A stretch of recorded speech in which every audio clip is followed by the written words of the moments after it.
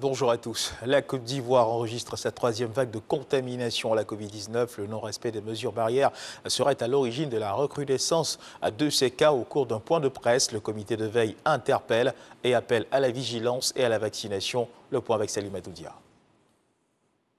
La Côte d'Ivoire est à nouveau face à une vague de contamination de la maladie à coronavirus. Nous sommes dans une troisième vague qui nous surprend, si vous voulez, par l'ampleur des cas hospitaliers.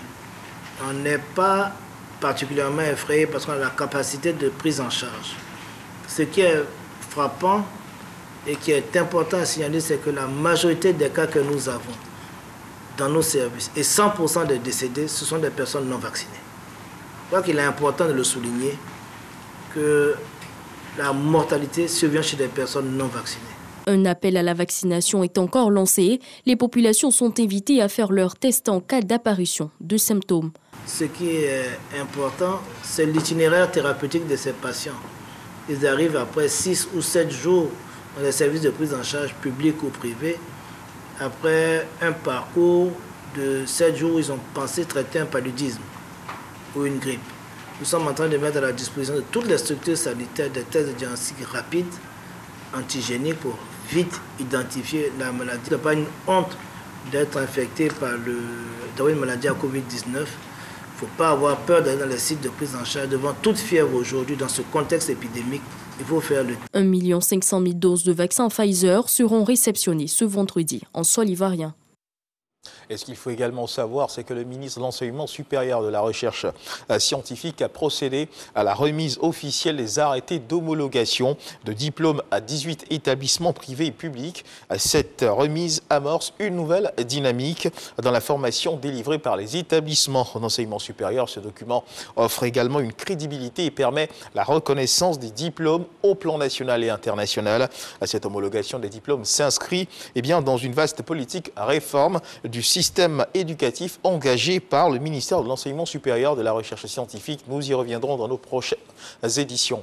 Dans l'actualité internationale au Burkina Faso, l'émotion est encore vive après l'attaque du mercredi 18 août dernier qui a fait 80 victimes, 65 civils et 15 gendarmes dans le nord du pays, entre Arpinda et Dori lors d'une embuscade tendue par de présumés terroristes alors qu'ils circulaient dans un convoi. Un deuil national de 3 jours a été décrété par le gouvernement suite à ce drame. Plusieurs pays continuent d'exprimer leur compassion et leur soutien au Burkina Faso. Toujours dans l'actualité internationale, en Afghanistan, le cofondateur des talibans, le Mollah Abdul Ghani Baradar, est rentré dans le pays après la prise du pouvoir. Le nouveau maître du pays assurant que leurs adversaires seraient pardonnés et que les femmes seraient respectées selon les principes de l'islam. Mais sur place, la situation est bien différente. Selon un rapport de l'ONU, les insurgés ont mis en place une traque pour retrouver leurs anciens ennemis.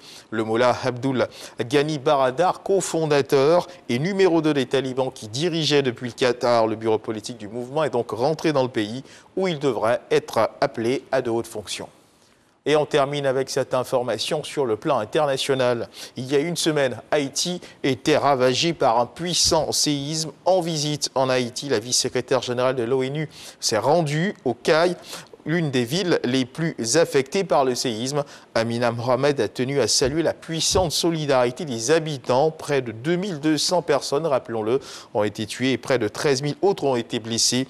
Face au drame, l'ONU veut donc rassurer de son soutien en affirmant que des leçons ont été tirées de la gestion calamiteuse du séisme de 2010. C'est la fin de ce flash d'information. Je vous retrouve à 13h pour le journal.